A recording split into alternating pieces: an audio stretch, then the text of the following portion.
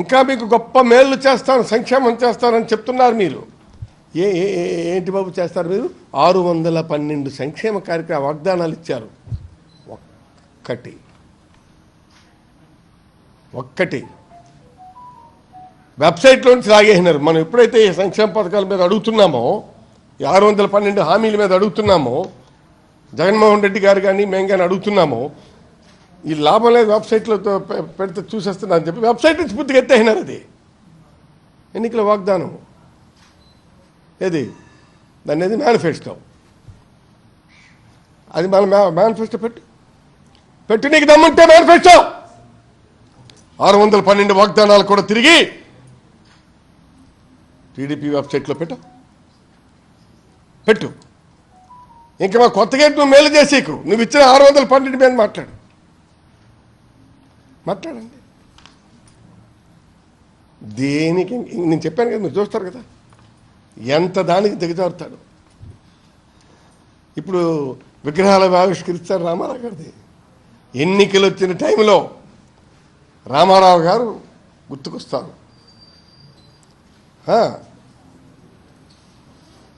బాబు మీరు మాయ చేసి మంత్రం చేసి చాలామందిని మమ్మల్ని అందరినీ కూడా నీ కుట్రలో భాగస్వామ్యం చేసి ఆయన వైకుంఠానికి హరి మనం పంపించేసినాం కదా. ఇంక ఇప్పుడు నువ్వు రామారావు కోసం మాట్లాడబట్టి నైతిక నీకెక్కడుంది? You have no moral right to touch the statue of NTR. You have no moral right to talk about the NT Ramarao. మీరు ఎలాగ మాట్లాడతారు? మీరు ఇదే చేస్తుంటే ఏదో ఒక పూట అర్ధరాత్రి ఎప్పుడు వచ్చి నీ గుండెల మీద కూర్చొని పేక నొక్కిపోతే మీరు చూడండి. అలా నేను చెప్తున్నాను. నేను రామారావు గారే వస్తారు. ఆయన ఆత్మ ఎక్కడ తిరుగుతుంది? నీ చుట్టే తిరుగుతుంది.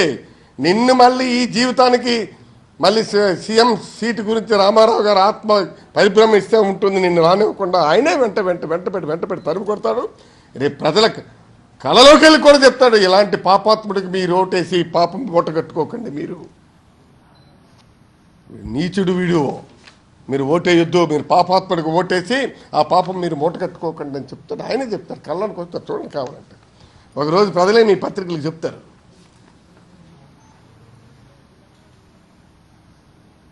చెప్తారు.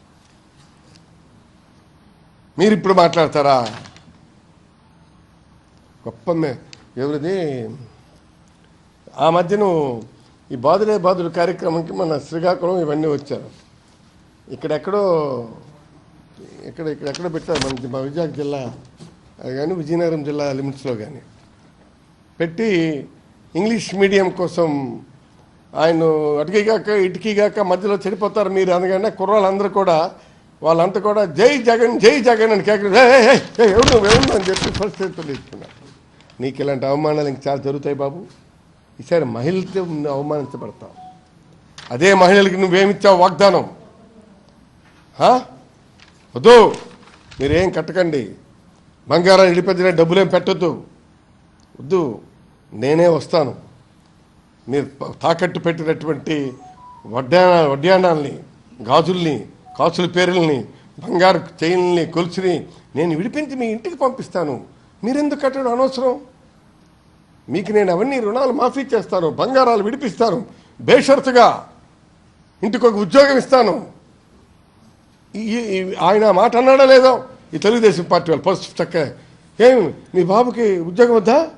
ఓటే వెళ్ళి ఓటే రేపు ఓటేస్తే రేపు నీ కొడుకు చదువుకున్నాడు కదా, నీకు ఉద్యోగం వస్తుంది, ఇంటింటికి ఉద్యోగం ఇస్తామన్నాడు. వెళ్ళండి ఇల్లు మధ్యలో ఆ ఇల్లు కట్టిస్తామని చెప్పి ఇల్లు ఎరగొట్టేసినారు మొత్తం. ఎవరు కనిపించలా. ఇప్పుడు మేము వెళ్తే అడుగుతున్నారు, నాయన అదేది రూపాయి వేస్తే ఏదో అని చెప్పేసి ప్రొసీజర్ పెట్టి కట్టారు. అది వాళ్ళందరూ అడిగితే జగన్మోహన్ రెడ్డి గారికి చెప్పాను, సార్ ఎవరైతేనేమి పాపం వాళ్ళ పేదవాళ్ళు, మనం ఇస్తామంటే ఆశపడతారు, వాళ్ళు ఇస్తామంటే ఆశపడతారు, ఇస్తామంటే ఆశ, కొడతామంటే భయం. కాబట్టి వాళ్ళు ఇస్తామన్నారు, విరగొట్టేసినారు. మళ్ళీ వాళ్ళు ఏమీ చేయలేదు, ఆ ఇల్లు అలా ఉండిపోయినాయి. పాపం కొంతమంది అయితే వాళ్ళు పుస్తులన్నీ తాకట్టు పెట్టి, వాళ్ళు ల్యాండ్లు తాకట్టు పెట్టి ఇల్లు కట్టుకున్నారు. విరగొట్టేసిన ఇంటితో ఎంతకాలం ఉంటారు? ఇల్లు కట్టుకున్నారు, వాళ్ళకి మనం ఏదో చేయాలంటే ఇప్పుడు అవన్నీ కూడా సర్వే చేస్తున్నారు. వాటన్నింటికి కూడా మళ్ళీ ఒక సర్వే రిపోర్ట్ తెమ్మనమన్నారు. మనం ఎందుకంటున్నామంటే these are all the things. ఇంకా నేను సంక్షేమం చేస్తాను చాలా, ఎందుకంటే గొప్ప సంక్షేమం చేస్తాను. ఏది చేస్తావు నువ్వు, ఏది చేసినావయ్యా?